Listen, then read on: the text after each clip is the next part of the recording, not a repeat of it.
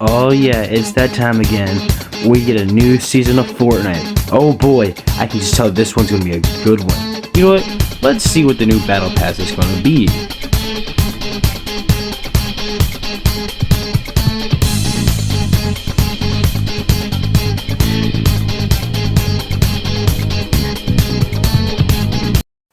What the fuck is this? I beg your pardon? Season OG? What is that even supposed to mean? Well, this was something I was never expecting. I haven't really paid attention to the leakers or anything like that, and I find it crazy that this is the next move Fortnite will be making on us. Now, for the ones that have been living under a rock the past 5 years, we are going back to the old Fortnite map just in a couple hours from now. Because as I'm recording this, it is 8 o'clock, and we are supposed to get the new season around 3 o'clock in the morning. And I'm speechless. I didn't think this would ever happen. Because, don't get me wrong, the community has asked and begged Epic Games to give us the Season 1 map. Or, well, Chapter 1 map, whatever you want to call it. And I never thought this day would come. Yeah, they gave us a shitty version of it in Chapter 3, I think it was. But still, it doesn't really change much. It's just, wow. I don't know what to say here. Like, I'm flabbergasted. But my question is, why would Fortnite do this? Do you think it's so they can pull back in players that have left? To make money? Why? Well, in this video, that is what I want to discuss. And, well, on to the next topic.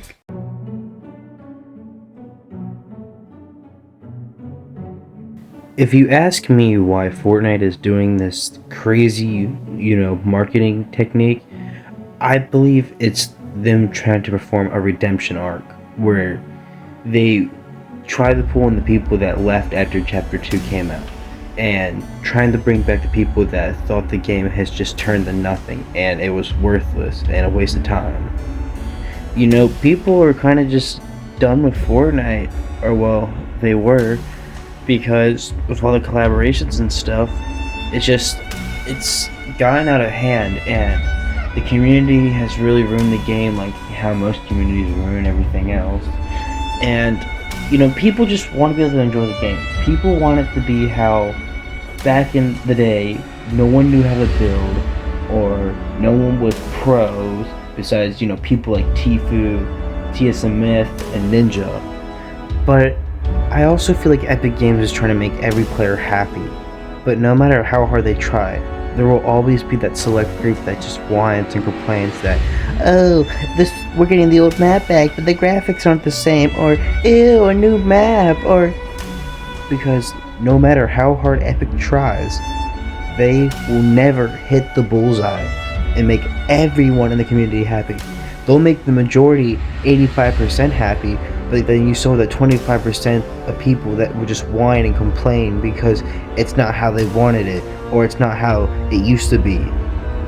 It's just, I get where Epic is coming from. They have a business, they have things they need to make and do to keep having a revenue.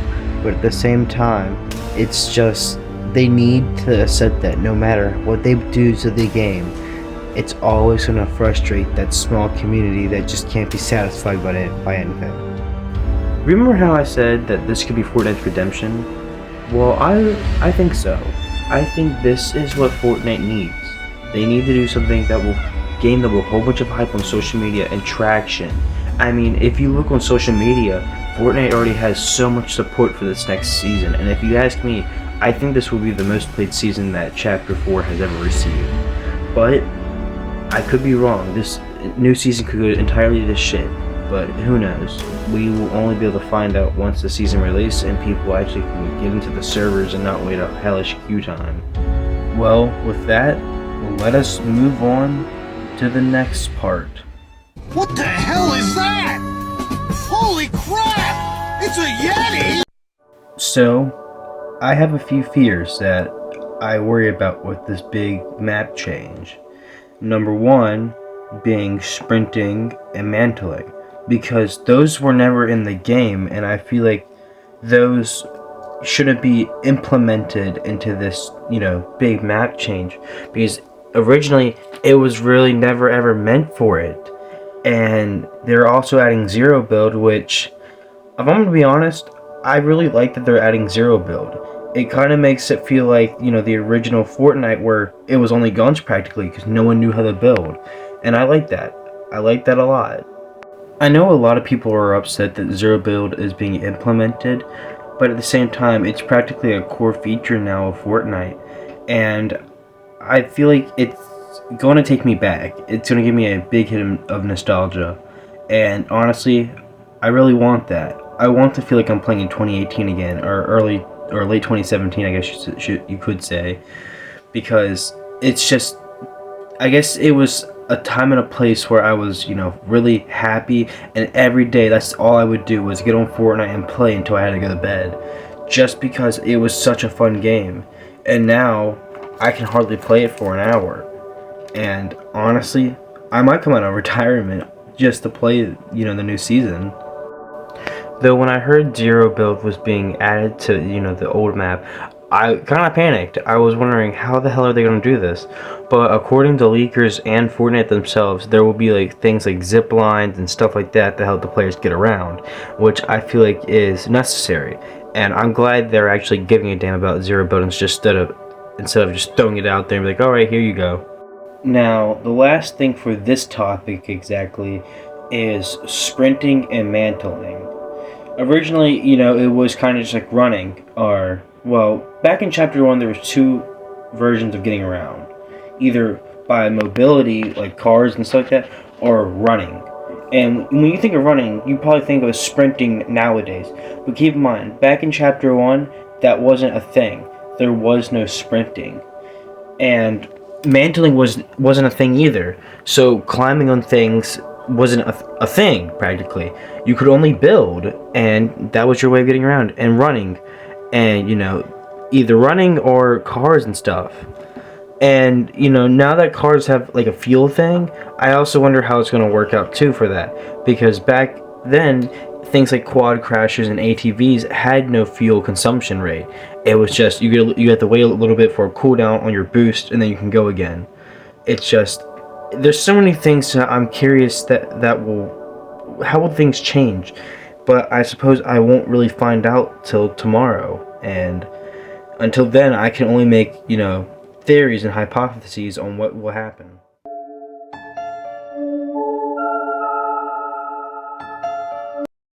I have a feeling that this change is going to be really weird to the community, but I have a feeling that we'll probably get used to it rather quickly. Though, for the people that didn't play Chapter 1, I doubt they'll really adjust to it very well. But, yeah, there isn't really much I want to say in the conclusion besides a couple other things for my channel. So if you're not interested, thank you so much for watching, and I hope you'll check this channel in again. But to the people that do care, or really pay attention to my videos, I haven't been uploading much due to personal matters in my personal life, and I'm still working on the Crisis Core reunion video. I want to get it out by a certain date, but I'm not going to say that certain date because I want it to be a surprise. But it's still in production, and it's probably going to be the longest video I think I've ever made. So please bear with me on this one. I know it's taking a long time, and I don't expect it to do very well in views, but it's something that I want to put out as a passion project, and it's going to take a long time to get this video done, and it probably won't be done to the beginning of December due to my really bad schedule that I have. And it's a really long game, and I want to cover the entire game in one part, so it's going to be a long video, probably at least an hour and 30 minutes or 2 hours at the latest. But yeah, that's all I really gotta say. So thank you for watching. I'm your host, the Dragoon Knight, and I will see you guys on the flip side.